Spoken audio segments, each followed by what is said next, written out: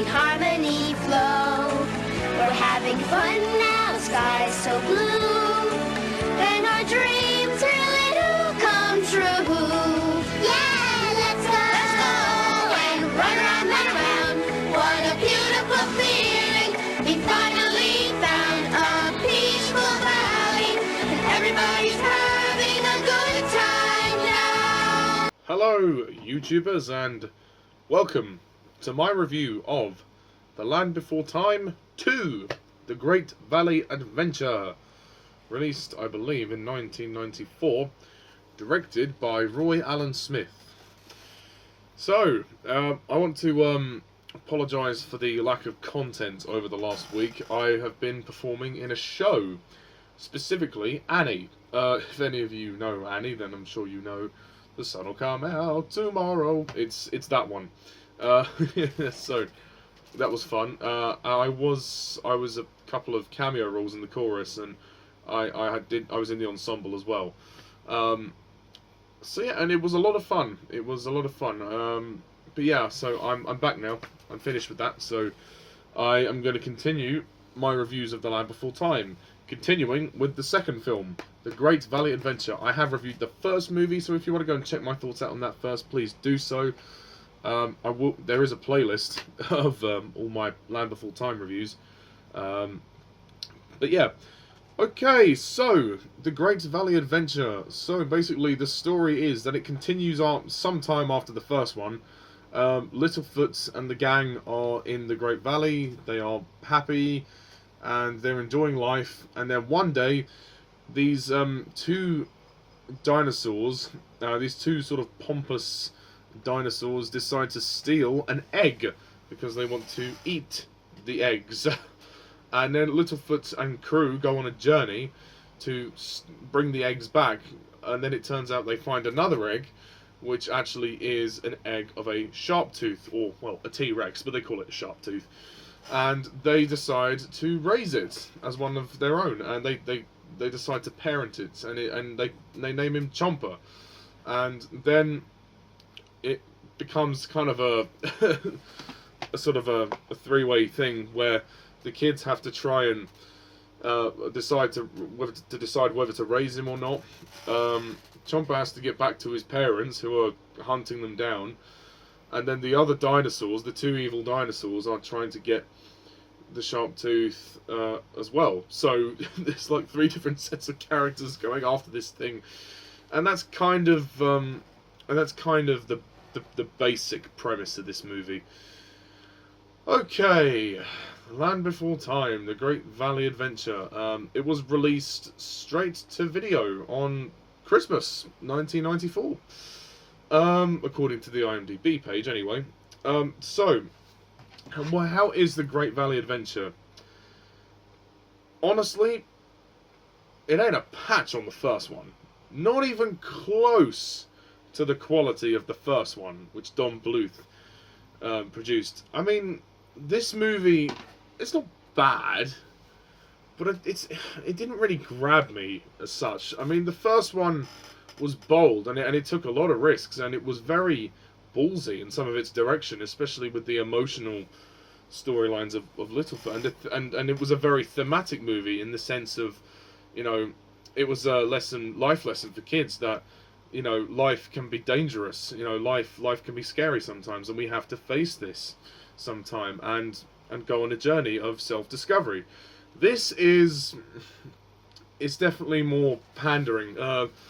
It panders more towards the younger audience, and it's just, the tone of it is just completely corny. It's just cheesy. I mean, not that that's necessarily awful, but I mean, after the first one, it just doesn't feel like it's in the same film series. It really doesn't. I don't hate this movie. I think it's sort of okay. It has its charming moments, but they kind of try to go down a Disney route by adding in some songs as well. Like the opening song, which is "They're in the Valley, everyone's happy," and yeah.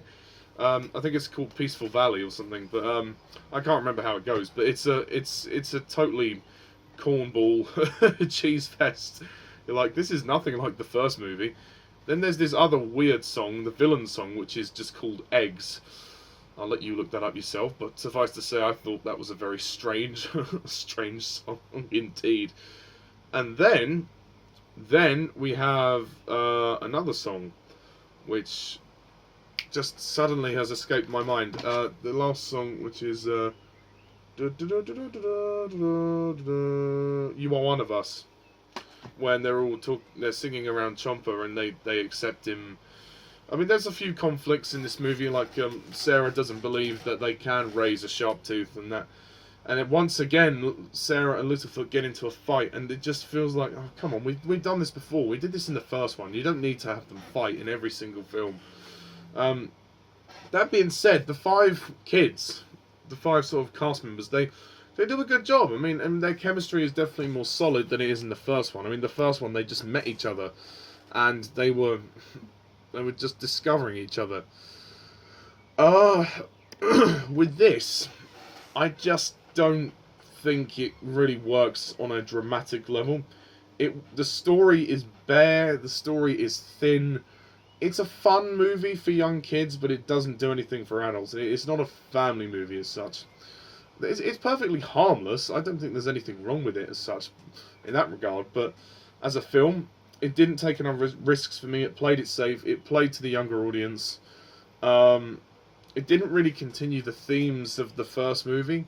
I mean, there's some nice moments with the grandfather and Littlefoot when, he asks his grandfather. He says, "Oh, what's it like to have a kid and and think about all of that?" And they say, "Oh, you're a bit young to ask about that."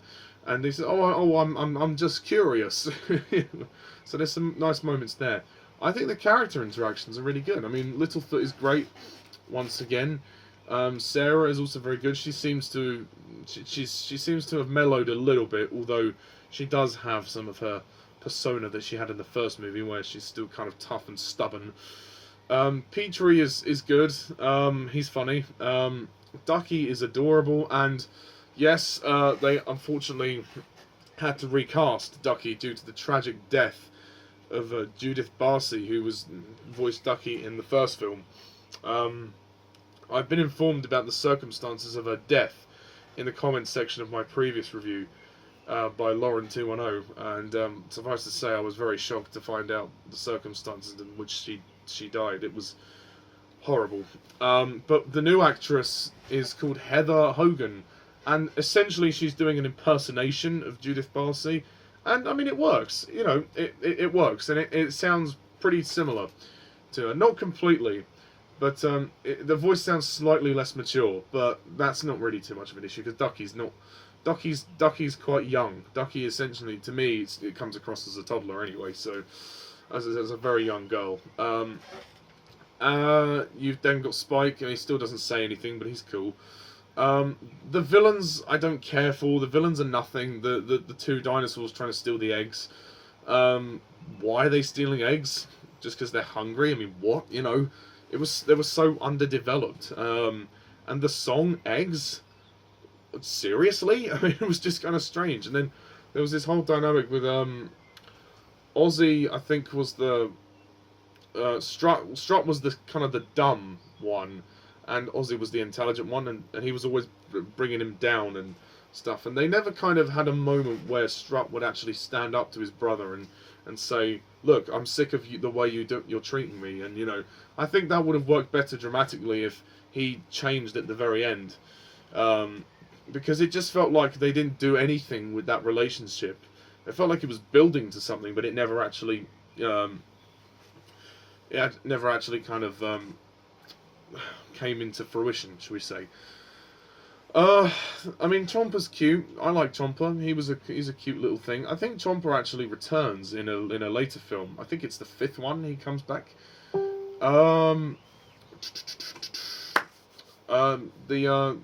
The climax of the movie I think is dragged out a little bit, but it's it's still entertaining. I mean, when they have to cross over to the other side of the cliff, and there's a fire burning as well, and then Littlefoot nearly gets dropped from a cliff, but then Chomper and his parents come and rescue him, which is quite nice, and they chase off the Ozzy and Strut, which is cool. I don't think the songs really do anything for me. It just feels like they're trying to turn into Disney, really. And yes, they do actually mention the circle of life. Literally, they mention it. I mean, this came out 1994, the same year as The Lion King, so there must have been ideas floating around. But and certain things went in here as well as The Lion King.